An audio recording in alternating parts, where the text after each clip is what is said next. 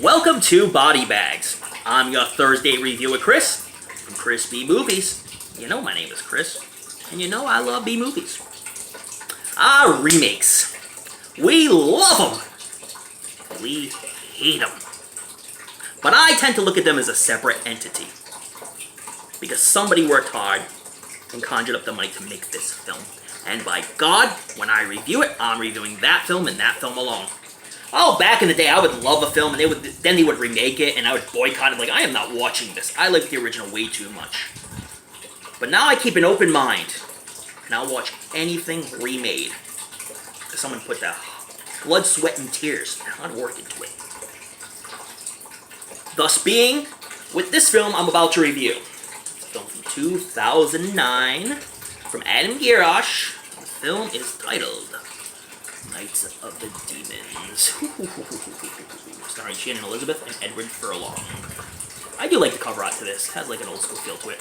Check out the back. And this DVD looked wicked good, man. Wicked good. It only cost me $7 too, so I'm not complaining about anything. So now, the Broussard Mansion. Beautiful mansion. Evangeline lives there. She's very well off. She has a lot of very rich friends who come over and have this little galish event.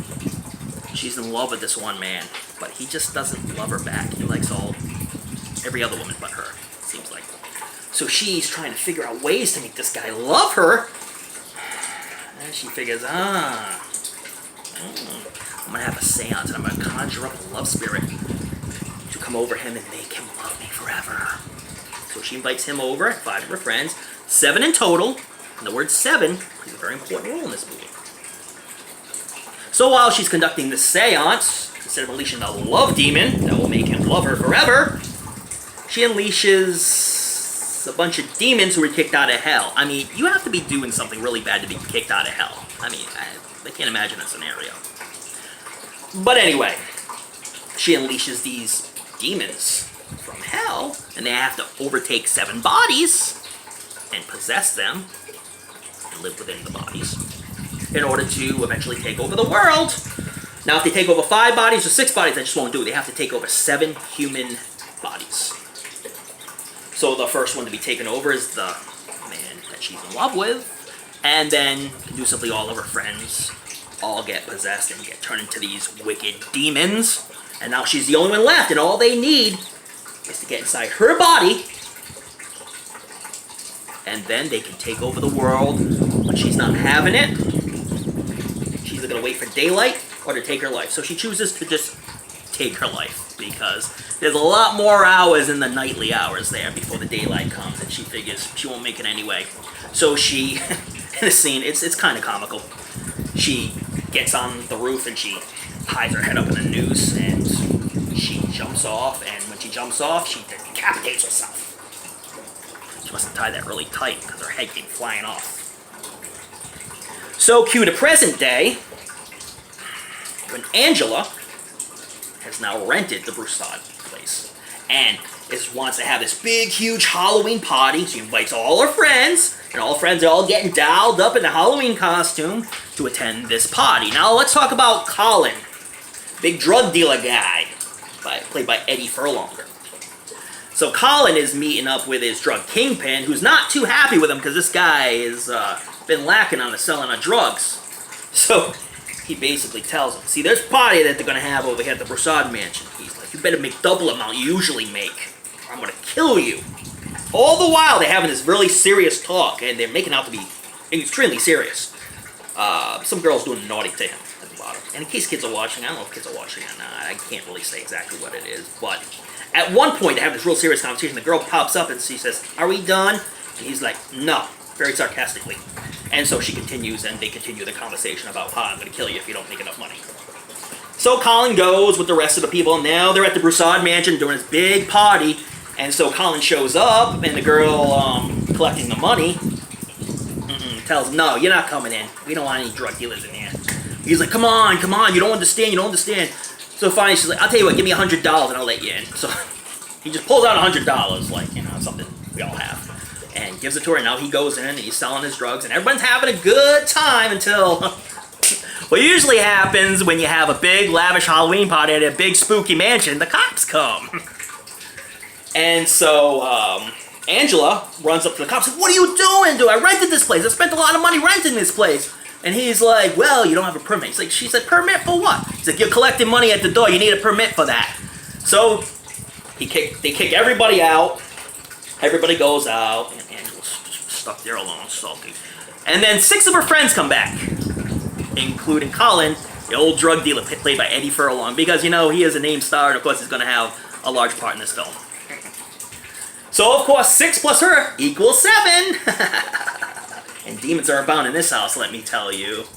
So, when the cops came, Colin kind of took his drugs and threw it down the furnace area, which led to a basement. So now he wants to collect his drugs. So, Angela goes down with him to the basement, and while he's trying to collect his drugs, they find this mysterious door. So now they're pushing everything away, and they open the door, and they see skeletons. 6, 7 skeletons all over the place. So Angela's like, wow, this is like my dream house. So she's messing around with one of the skeletons, and one of the skeletons kind of bites her. And now, guess what she's transforming into? Demon number 1. If you say that, you win the big prize, Charlie. Yes, demon number 1. And then they're upstairs playing spin the bottle, and she kisses another one of her friends. And guess what that does? Saliva in the mouth turns them into another demon. And then he makes love to another friend, and she turns into a demon. And now there's 3 demons. Oh no, a 4th one happens. Another kissing scene. So now there's 3 friends left and 4 demons chasing them around. And then they find this room where the maid of the Broussard mansion ended up putting this, all these sayings on the wall to keep the demons away. So she's putting these prayers, sayings, whatever it is. That keeps the demons away from that room, so they keep running back to the room, trying to escape the demons. But will the demons overtake everybody? Will they turn into all 7 demons and take over the world? You need to watch this movie. A movie entitled Night of the Demons. Oh yeah. I think Shannon Elizabeth does a good job as Angela. With her bright, shiny, toothy smile that she always has. When she conforms into Angela, it's pretty cool. And the makeup artist is amazing. Does a beautiful Angela. And Shannon Elizabeth really plays a good role. Edward Furlong sucks. Okay? He mumbles most of his scenes. He's just looking for a payday, it seems, apparently. He's just not good in this film. He's been good in other films. He's a decent actor. He just didn't seem like he wanted to be part of this and just wanted the money. And it's totally evident. Linnea Quigley plays a cameo role. That was awesome, nice to see. As, you know, it's Halloween and kids come to your house and trick-or-treat, so the kid comes to her house and she gives them treats, and then she turns around and shakes her booty at them, so that was a pretty cool scene. And a lot of at the party at the Broussard mansion, a lot of people are all dressed up, and it plays homages to Saw and The Hills Have Eyes, which is pretty cool. And then there's a scene where they're in that room where the demons can't go because there's all these like prayers and sayings on there that are keeping the demons away that the maid wrote on the wall. And at one scene, the demons just punch a hole through the wall, and all their hands are coming at them, and so all the kids in the room are trying to swat their hands, and then and trying to not mess up the wall, because then the demons will be able to come in if the wall gets messed up and they can't read the incantations. So that was pretty cool, and that was paid homage to the opening scene of Day of the Dead. You know, when the girl's in the room and all of a sudden all the zombie hands come through, which is one of my favorite scenes in any type of film. So that was pretty cool. And the entire time, you know, again, the hands are coming through and they're throwing blood on the wall, trying to cover up the wall so that they can get in. And Ed Furlong, the Colin character, and 2 of the friends are trying to wipe everything down so that way they can't come in. That was a really comical scene. There are a lot of good comedic elements. The music was totally heavy metal, so it seemed like a rock and roll 80s horror movie type vibe going on in this film. And all the scenery was beautiful. The Broussard Mansion is gorgeous. And, yeah, man, you know, I had a good time with it, you know. 2009 film that almost had an early 80s vibe to it. Yeah, pretty damn cool. So, yeah, I would recommend watching Night of the Demons. Why not?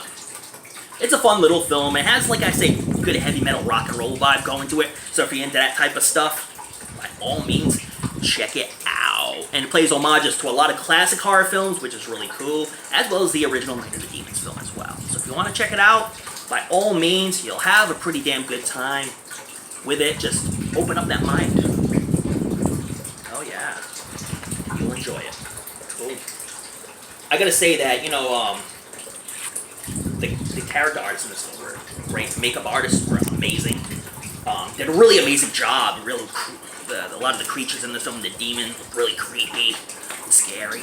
Oh yeah. So again, you'll have a good time watching this. I'm putting this one on the cheeseometer because I just have to. 5 being top cheese. Don't get much cheese yet. Better than this, baby. And 1 being the worst cheese you're ever gonna get. I give it a solid 4. I had a really good time watching this. And you will too.